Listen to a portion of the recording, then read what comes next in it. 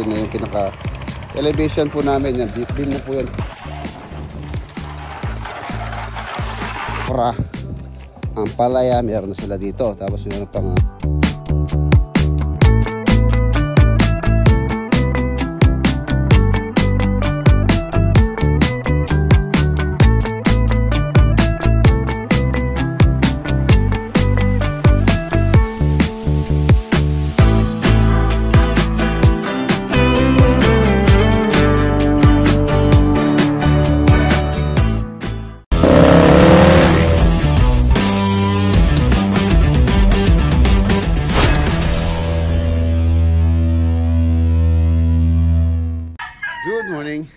sa Monday. Kumusta po kayo lahat? Biyahe tayo ngayon, papunta po tayo sa sa Lubao project. Mag-ano tayo, mag-brum brum. Gagamitin natin si Senki. Bale si Tamtam mga boss, na-meet na po niya yung 1,000 kilometers. Actually 1,300 na nga eh. Ipapaschedule ko muna yung PMS niya. 1,000 po siya first chase oil niya, tapos the next is 5,000. So, schedule muna yung change oil ni Tamtam bago natin siya biyahe ulit. So, ayan. Magkano muna tayo ngayon? Single. Senki ang gamit natin. Let's go!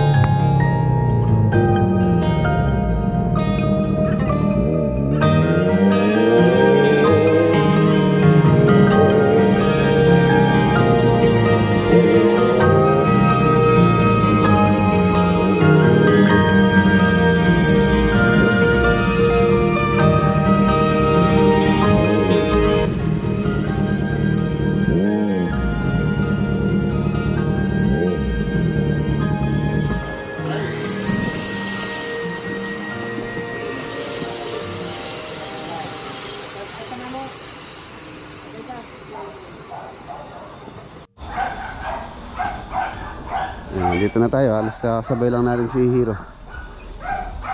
Bumili pa po ako ng karagdagang pinolik pang forma. Ayun na, nakaangat na sila. Puporma na po yung mga poste. Tapos yung bakal tubular, 1 1/2 by 1 1/2 yung gagamitin namin pang preno sa mga sa mga forma. Mas matatagal po yan kesa sa kahoy. Yung kahoy kasi minsan nababali, nabubulok. Yan, papalitan lang yung pinulik pagka yung pinulik lang yung masisira. Kaya mas minabuti ko ng tubular na lang yung pinaka-frame ng mga forma.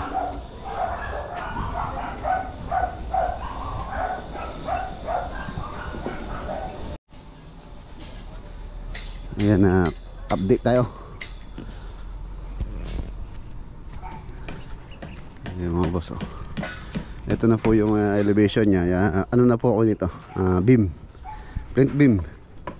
Beam niya yung parang eh. Ayan, halos hanggang dito. Nasa 40 cm po yung beam. Halos dito siya.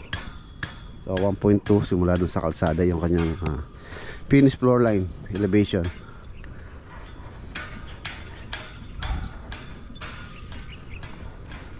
Kailangan ko na rin umorder ng CHB. 1,000 yung in-order ko last na yan. Ay, nung last umorder tayo dito sa hardware dito, 16 pesos isa ang presyo po niyan. 6 inches na CHB. Ang laki nito. Ang laki, oh. Yun po yung pinaka tie beam nya, nagko-connect doon. Tapos meron pa ron. Ayan. Yan, dito medyo mataas po rito yung lupa, mataas to kaysa doon sa kalsada. Kaya kung mapapansin nyo, medyo mababa lang dito. Pero doon mababa yung lupa ron. So mas mataas yung ano natin doon, CHB.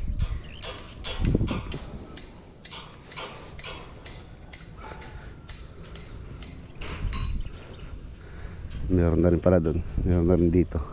Pag ganyan na lang. Pag doon meron na rin tie beam.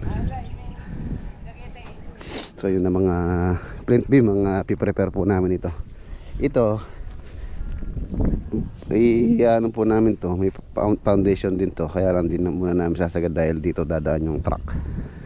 Dito namin papasokin yung truck para sa backfill, para hindi mahirapan magpasok yung magtatambak. Kaya muna nating open to. Wala na rin buhangin. Dalawang dump truck na po yung buhangin na na-order ko na rin. Si 1,000 halos na kalahati na. Ay hindi lang kalahati. Paubos na siguro, at least mga ano na lang yun, mga nasa 200 na lang yung CHB na yun. Tara, punta muna ako sa hardware para order semento, another rebar. Order na rin ako ng 10mm na gagawin mga ties dito sa beam. Yun, update tayo dito po sa mga tanim namin. Ito na yung yung pechay. Merong ilang na dito tumubo, marami yung hindi tumubo. Hindi ko alam kung tutubo pa yan, pero marami na po yung lumusot. Marami na. Ito mustasa dito, pechay tapos mustasa. Sarap po ito. At least pagka nag-ano tayo, nagluluto tayo, hindi na tayo bibili sili, talong, biruin nyo, tapos talbos ng kamote, okra, talong, sabi ko na pala yun, ampalaya. Yung ampalaya hindi pa yata lumusot yung ampalaya na tinanim ni Kuya Jeng. Yung okra yan, abono, kailangan abono to, payat to.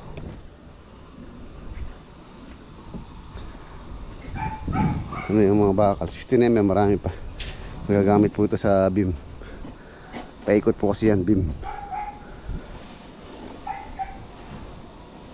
para pagka nakompleto na, naka-backfill, makakaangat na po tayo.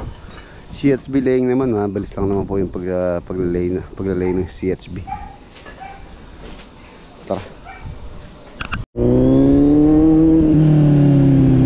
Shoutout!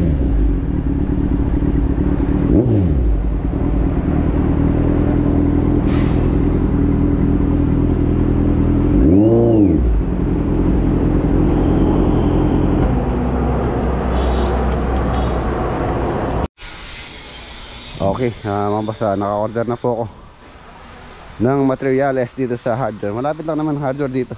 Paglabas ko lang dito sa gate. Yun na, Channel Hardware. Yan na, Monday po ngayon. Every Monday po nagpapaluto ng ulam si Ate Ellie tsaka si Kuya Ed. Ayan, maraming salamat po muli kay Kuya Ed tsaka si Ate Ellie sa, ayun sarap po sa pananghalian po namin ulam. Kalderetang manok tsaka baboy daw po ito. Luto naman ni ano po ito, ni kapatid ni Ate Ellie, si Kuya Jun. Ayan, maraming salamat po. Ayan tingnan natin. Sarap po. Sarap. Galing magluto talaga si Kuya Jun dahil nga po ano siya, chef. Itsura pa lang sarap na. Panalo. Panalo. Panalo po yung ulam. Sarap. Thank you po. Thank you. Kuya Ed, Ate Ellie. Ayan, naporman sila ng mga poste. Tapos si Marlong magawa ng mga forma. Tanto mesa pa no? Steel frame. Alos parehas ng maniklag na yung wambay na kalay. Yung mga sili ni Kuya Jenching medyo ano, medyo payat. Kailangan ng ano to, abono, pataba. Tapos meron siyang tinanim na palaya dito, hindi pa lumulusot. Ito na palaya to eh. Alam ko saan palaya, 3 days lang lulusot na to eh. Silipin natin. Itong araw dapat nakalusot na to.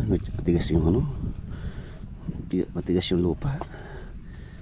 Yan, nahihirapan yung palayang lusot. Sa kabila to eh. Kabila, ginawa mo. Wala yata.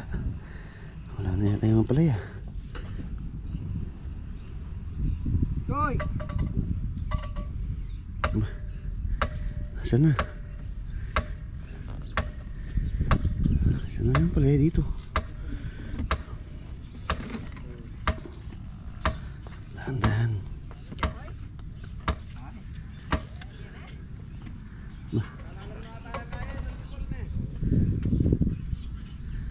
Wala, ayun, ayun. Ito. Ayun na. Palusot na to. Palusot na yan. Siguro mga 2 araw pa or bukas. Palusot na po yan. Dami yan sa 2, 3, 4, 5, 6, 7, 8, 9, 10, 11, 12, 13, 14, 15. Alam ko 16 to.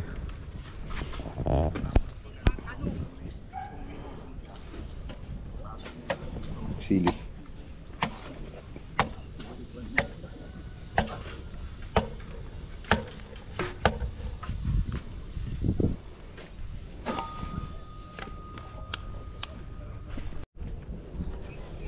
Five minutes before 12. Kain tayo.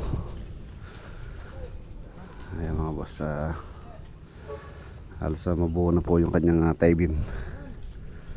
Tapos yung area na yun, yun nga tulad sabi ko kanina, pwede na silang maglagay ng rebar doon, reinforcement. Pinipisa na rin nilang kukain to para sa tie beam sa area dito sa may harapan. Pero yun nga, tulad na sabi ko, hindi muna namin iangat yung asintada sa area na yun saan pwedeng pumasok yung truck. Susubo natin yung ano, yung backfill. Yan to, okay na to. Tara, mga tana, kain tayo.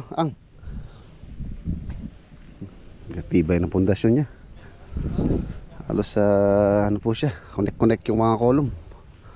Tapos plint din pa tayo sa taas. Yan.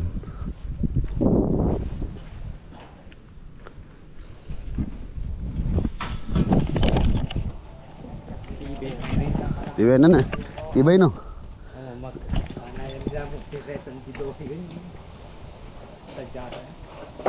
Tara tara, kain. Hala, pinggan na lang. Marami naman tayong pinggan.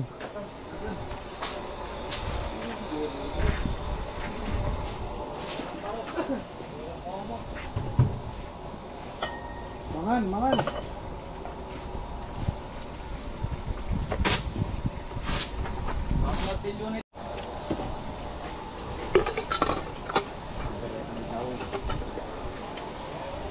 Garetang likaw. No, ito yung ano, kanin ang dami.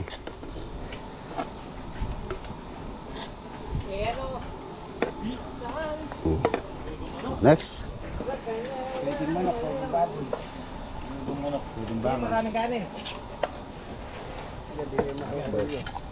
Uy, sauce pa lang. Ulam na Jeng. Meron pa Thank you po sa sponsor sa ano. Sa lunch. nakadali. Bigyan natin ng sauce. Sarap. Sarap no? Wow. Parang pampiyesta dito eh. Wow. Chef yung cook natin eh.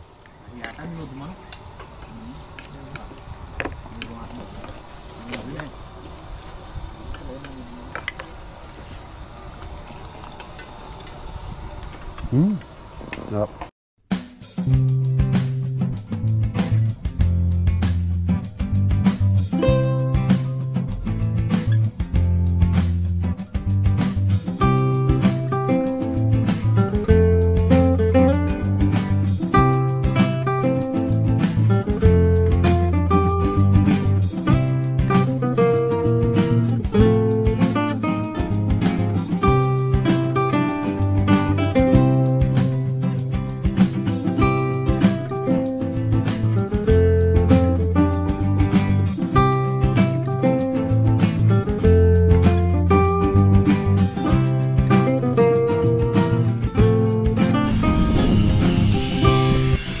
Ayan na mga boss, balik po sa trabaho.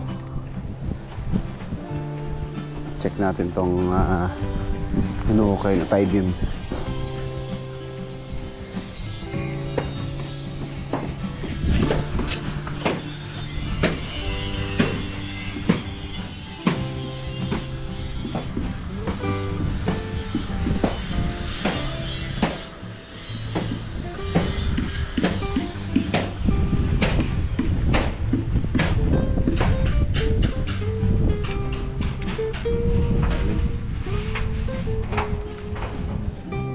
Buhos.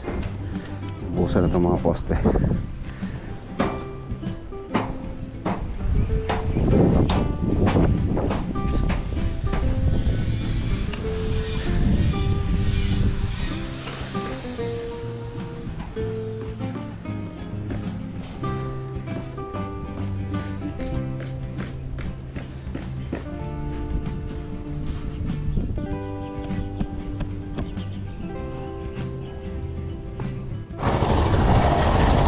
Ito na po yung in-order kong ano, buhangin.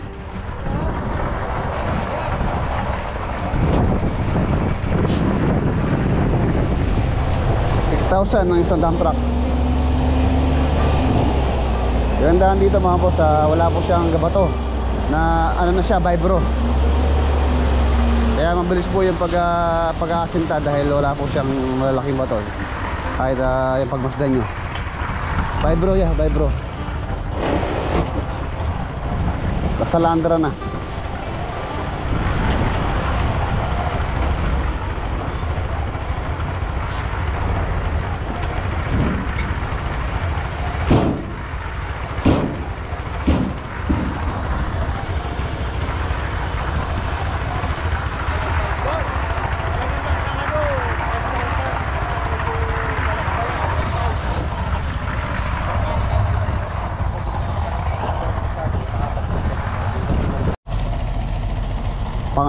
Pangatlong dump truck na to kung hindi ako nagkakamali.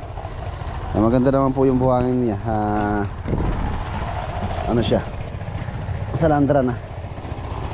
Hindi na sila mahihirapan sa pag-aasinta. Mabubuhos po sila ng tie beam. Maya maya baka pagkatapos mag break time, halos na rin tayo, pumunta pa tayo ng San Fernando. Silipin ko po yung project doon.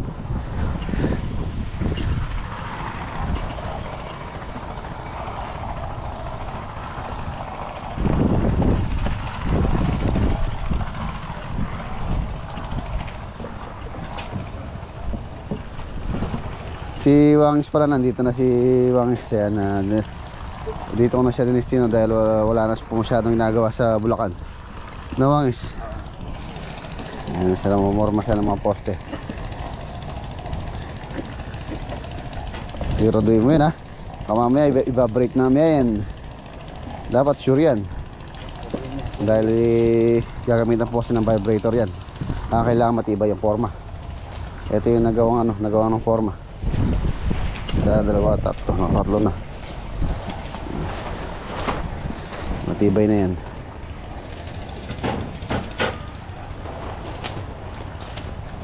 Magagamit pa sa pagforma ng flint beam. Flint beam.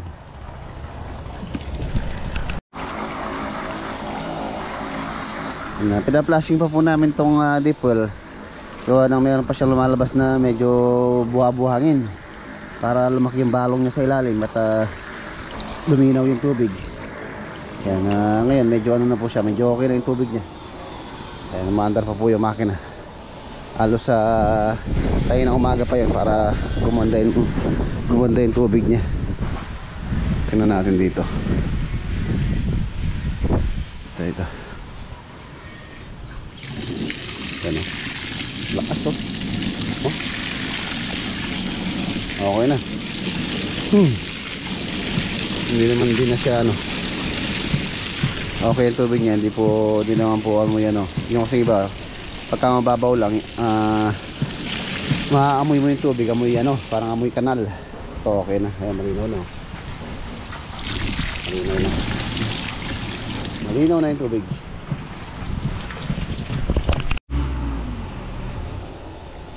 Coffee break muna bago tayo umalis. Kape.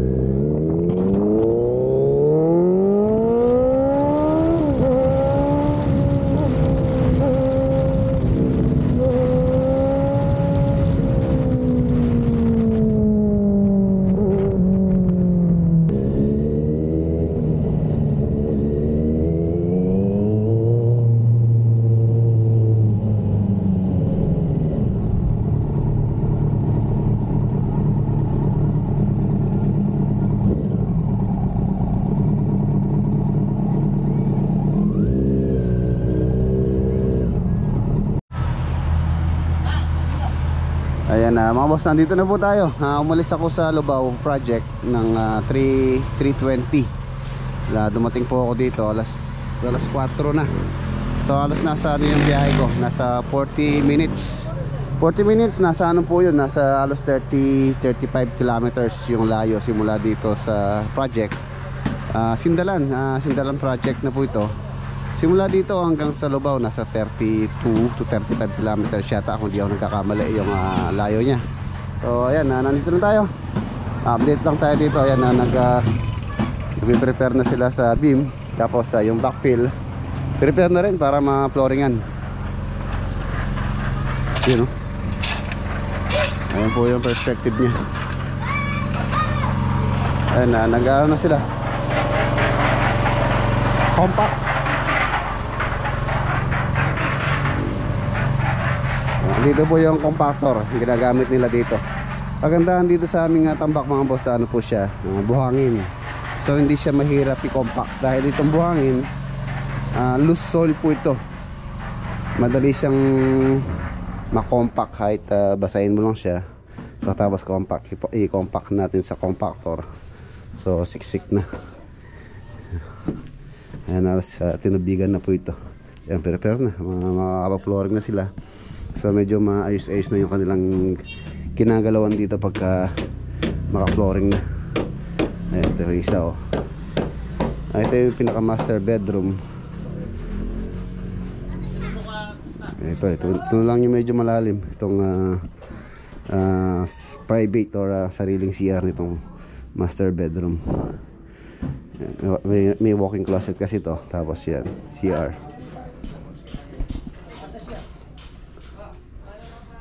Ayan na.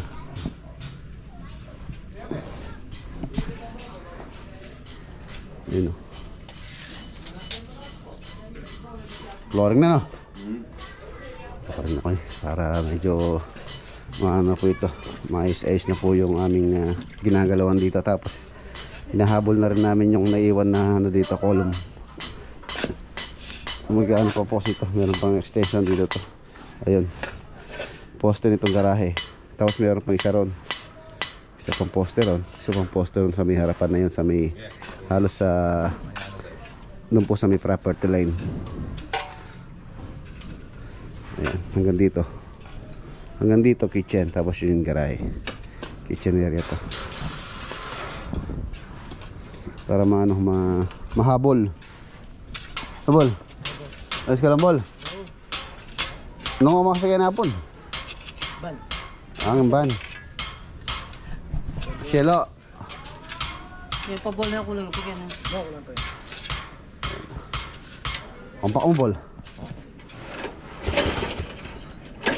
Wah, ayaw na ito mandar, Bol, ah. Dumating lang ako, ayaw na mandar, ah. Ayun. Kailangan natin palitan yung makina din itong compactor. Shoutout sa Inco, baka naman. Oh, ayaw na. Hirap niya yata, ayan.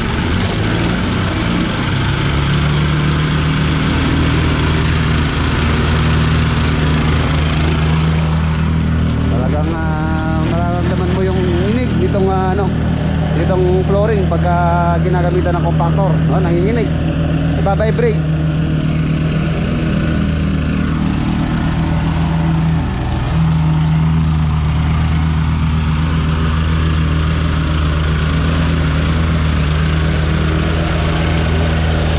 Nanginginig.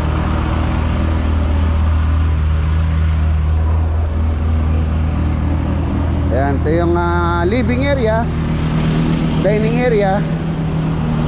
So, bedroom number 1. Tapos vanity. Ano po ito, vanity. Tapos ito yung kanyang pinaka shower area at saka water closet. Ayan. Ayan po yung layout nya or yung floor plan nya. Tapos bedroom number 2.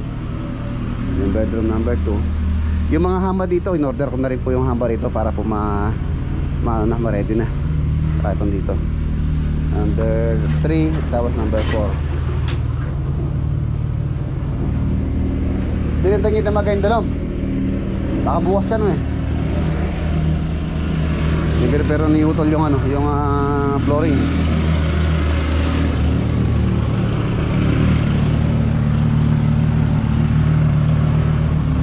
Sa bintana.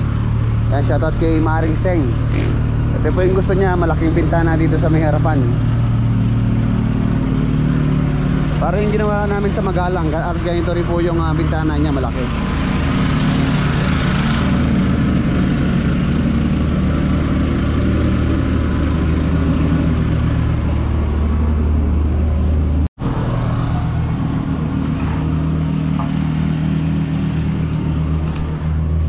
Kita ipotagin kay Basta lasing ko na. Awin na yung mga tropa. Ayun, na-prepare na yung flooring. Baka bukas makapag-flooring sila. Lalatangin pa ng bakal dyan. Para ano din. Pagka nagpalitada sila, medyo maginhawa na.